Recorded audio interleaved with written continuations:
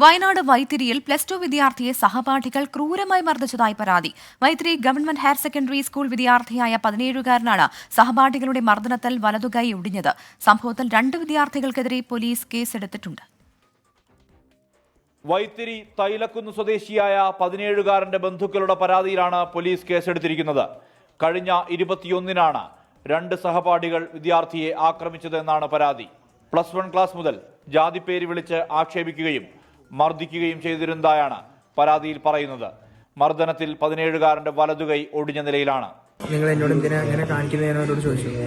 അപ്പോൾ ഇങ്ങനെ സംസാരിക്കുമ്പോൾ പെട്ടെന്ന് എൻ്റെ തല ചുമരിലടിച്ച് കയറി എൻ്റെ ബോധം പോയപ്പോൾ ഇവർ വലിച്ചുകൊണ്ട് പോയി സ്റ്റെപ്പിൻ്റെ ഇട്ടിട്ട് പിന്നെ പുറത്ത് അത് കൈ ചവിട്ടി ഒടിച്ച് എൻ്റെ പുറത്ത് കയറി പുറത്ത് കുത്തുക, അതിന് തലക്കിട്ട് അടിച്ച് കഴിഞ്ഞപ്പോൾ ഞാൻ പറഞ്ഞു എൻ്റെ ഒരു കൂട്ടുകാരുണ്ട്, അവൻ പറഞ്ഞിട്ട് അവൻ്റെ തല്ലോട്ട് കൈക്ക് എന്തോ പറ്റിയിട്ടുണ്ടെന്ന് പറഞ്ഞു. എന്നിട്ടും അവർ കേൾക്കാണ്ട് എൻ്റെ കൈക്ക് ചവിട്ടിയിട്ട് പോകുന്ന കൈക്ക് പറഞ്ഞ് ഈ കൈ തിരിച്ചിട്ട് അവർ പോയി. സംഭവത്തിൽ പട്ടികജാതി പട്ടികവർഗ നിയമപ്രകാരം രജിസ്റ്റർ ചെയ്യുന്ന കേസുകൾ അന്വേഷിക്കുന്ന പ്രത്യേക സംഘം FIR രജിസ്റ്റർ ചെയ്തു.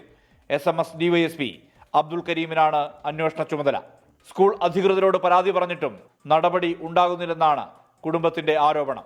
പല പ്രശ്നങ്ങളും അവിടെ ഇതുപോലെ ഉണ്ടായിട്ടുണ്ട്. ഇവർ പറഞ്ഞതെന്ന് വെച്ചാൽ ഇവർക്ക് പറ്റിയില്ലെങ്കിൽ ഇവർ പുറത്തുനിന്ന് പിള്ളേരെ കൊണ്ടുവന്നിട്ട് എന്ത് ചെയ്യുക, വേറെ പിള്ളേരെ തല്ലിക്കുക. അതേപോലെ സാധു പിള്ളേരെയാണ്, നമ്മളെ പോലത്തെ സാധുക്കളാണ് ഇവർ അടിച്ച് പഠിക്കുന്നത്. ഈ ചെയ്യുന്നതിൻ്റെ അതൊന്നും ഇവർ പറഞ്ഞു കാട്ടുവാസിനൊന്നും ഞങ്ങളിങ്ങനെ വിടൂല, വെട്ടി കൊല്ലുള്ളൂ എന്ന് പറഞ്ഞു. സാർ ഇതൊക്കെ എന്താ പറയുക, നമ്മളെ പോലത്തെ ആൾക്കാർക്ക് സമൂഹത്തിൽ ജീവിക്കേണ്ട സാറേ. അവൻ്റെ കാര്യം ഇങ്ങനെയായില്ലേ, ഞാൻ അച്ഛനും കൂടി എന്തെങ്കിലും വന്ന് നമുക്ക് ആരുണ്ട് അമ്മയെന്ന് ചോദിച്ചത്, അതുകൊണ്ട് പേടിച്ചിട്ട് അവൻ പറയാത്തേന്ന് പറഞ്ഞത്. സംഭവം റാഗിംഗ് അല്ല എന്നാണ് സ്കൂൾ അധികൃതരുടെ നിലപാട്. ആരോപണ വിധേയരായ 2 പേരെ സ്കൂളിൽ നിന്ന് മാറ്റി നിർത്തിയിരിക്കുകയാണ്.